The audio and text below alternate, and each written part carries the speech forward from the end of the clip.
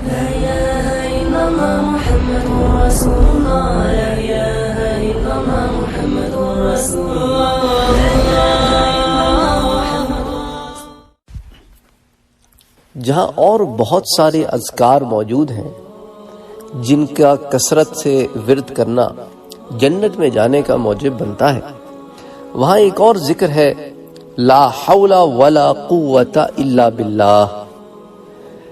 اس کا کثرت سے وظیفہ کرنے والا شخص بھی جنت میں جائے گا۔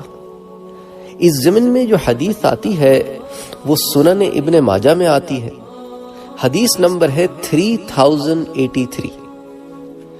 اس کے راوی حضرت ابو ذر رضی اللہ تعالی عنہ ہیں۔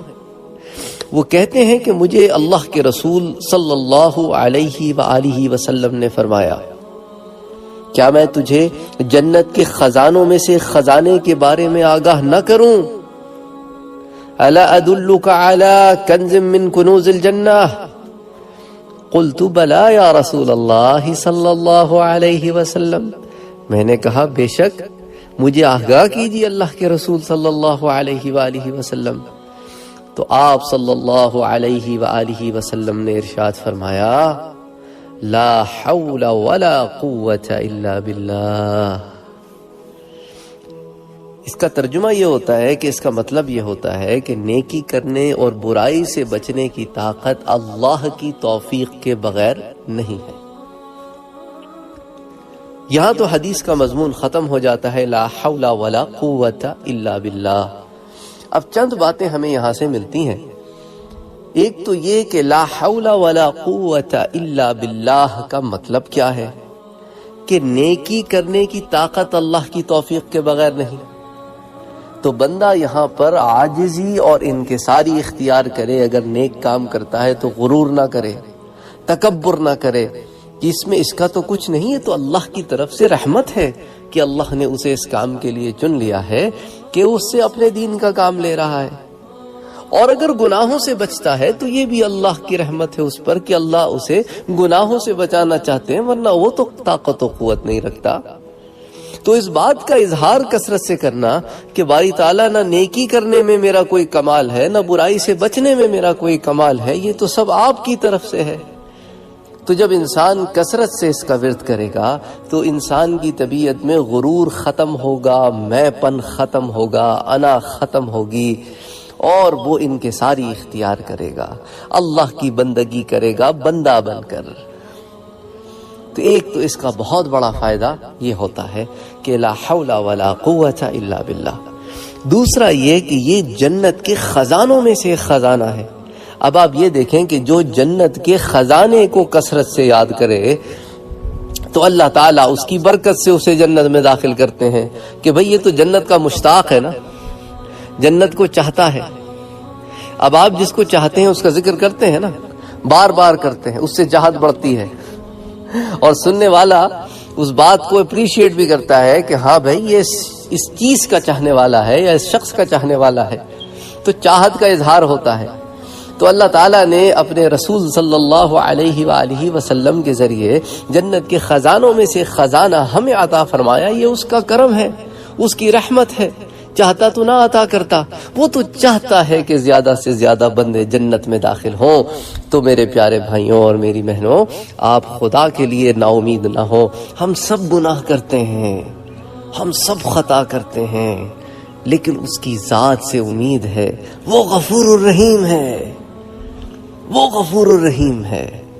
بس یہ یاد رکھیں کہ انسان توبہ کرے، استغفار کرے، اپنے گناہوں سے معافی مانگے، گناہ دوبارہ نہ کرنے کا عزم کرے، اور اس کے بعد اللہ کے حضور جھک جائے، گناہوں سے اپنے آپ کو بچائے، اپنے گناہوں کا اعتراف کرے، نیکیوں کے اوپر عمل کرے، اپنے رب سے قرب حاصل کرے۔ وہ معاف کرنے والا ہے۔ ہم سب سے لغزشیں ہوتی ہیں، کبھی بزرگان دین کی زندگی اٹھا کر پڑھیں، پتہ چلے گا کہ ان کی زندگی ہدایت سے پہلے کیسی تھی، تو انسان کانپ اٹھتا ہے کہ اتنے گناہ کرنے والا آدمی اور اللہ نے اتنا بڑا ولی بنا دیا۔ تو اللہ تعالیٰ جو ہے اس کی رحمت سے کبھی نا امید نہ ہو، بالکل نا امید نہیں ہونا آپ نے، اور لا حول ولا قوت الا باللہ کا ذکر کا ورد کرنا ہے۔ اچھا، اذان میں بھی جب مؤذن اذان دیتا ہے تو ہر کلمہ جو ہے اذان کا اس کے بدلے میں آپ جواب دیتے ہیں، اور جواب وہی ہوتا ہے تمام کلمات میں جو مؤذن سوائے دو جملوں کے۔ آپ دیکھیں نا جب مؤذن اللہ اکبر کہتا ہے تو آپ بھی اس کے جواب میں اللہ اکبر کہتے ہیں جو اذان سن رہا ہوتا ہے، اور اسی لیے مؤذن اللہ اکبر اس کے بعد رکتا ہے، اس کے رکنے کے بعد آپ جواب دیتے ہیں آہستہ سے اللہ اکبر، پھر وہ پڑھتا ہے اللہ اکبر، پھر وہ پڑھتا ہے اشہد ان لا الہ الا اللہ، تو آپ بھی وہی جواب دیتے ہیں اشہد ان لا الہ الا اللہ، پھر وہ کہتا ہے اشہد ان محمد رسول اللہ، آپ بھی کہتے ہیں اشہد ان محمد رسول اللہ صلی اللہ علیہ وسلم۔ لیکن جب وہ کہتا ہے حی علی الصلاح، اور جو وہ کہتا ہے حی علی الفلاح کہ جلدی کرو نماز کی طرف، جلدی کرو فلاح کی طرف، تو پھر آپ یہی الفاظ اسے دوبارہ پلٹا کر نہیں کہتے، بلکہ آپ کہتے ہیں لا حول ولا قوت الا باللہ۔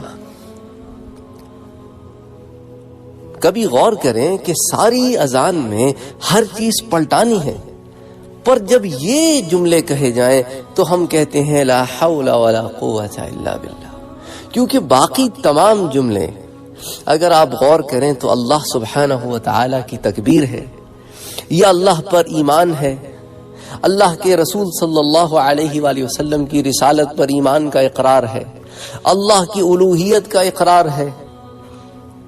تو ان تمام اقرار جو ہیں ان کو تو ہم ایسے ہی ایز اٹ از دوبارہ پڑھتے ہیں جیسا کہ مؤذن پڑھتا ہے، لیکن جب وہ کہتا ہے کہ آؤ نماز کی طرف تو ہم کہتے ہیں لا حول ولا قوت الا باللہ، کہ نیکی کرنے کی توفیق اللہ کی طرف سے ہوتی ہے۔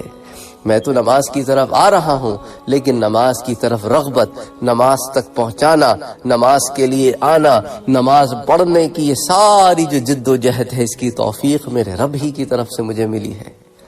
تو آپ نماز میں داخل ہونے سے پہلے اپنے آپ کو یہ بتا رہے ہیں کہ یہ سارا کچھ جو ہو رہا ہے یہ بھی تیرے رب کا تجھ پہ کرم ہے، اس میں تیرا کچھ نہیں ہے۔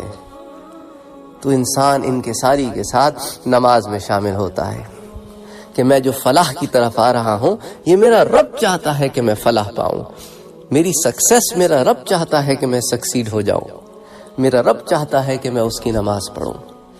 سبحان اللہ سبحان اللہ۔ اور دیکھیں اس کو عقل سے بھی کہ اگر کوئی کہے کہ چلو نماز کی طرف اور آپ اس کی جواب میں کہیں چلو نماز کی طرف، تو کہیں گے یہ کیا بات ہے؟ چلو نماز کی طرف کا مطلب آپ اس کو دوبارہ پلٹا کے وہی بات تو نہیں کہتے، تو عقل سے بھی خلاف ہوتی ہے بات۔ اور اللہ تعالیٰ نے ساتھ ہمیں جنت کے خزانوں میں سے خزانے کا وظیفہ بھی دے دیا۔ اللہ اکبر۔ یہی تو بات ہے کہ اگر ہم غور کریں تو ہمارا رب ہم پر کتنا کریم ہے۔ وما علینا الا البلاغ۔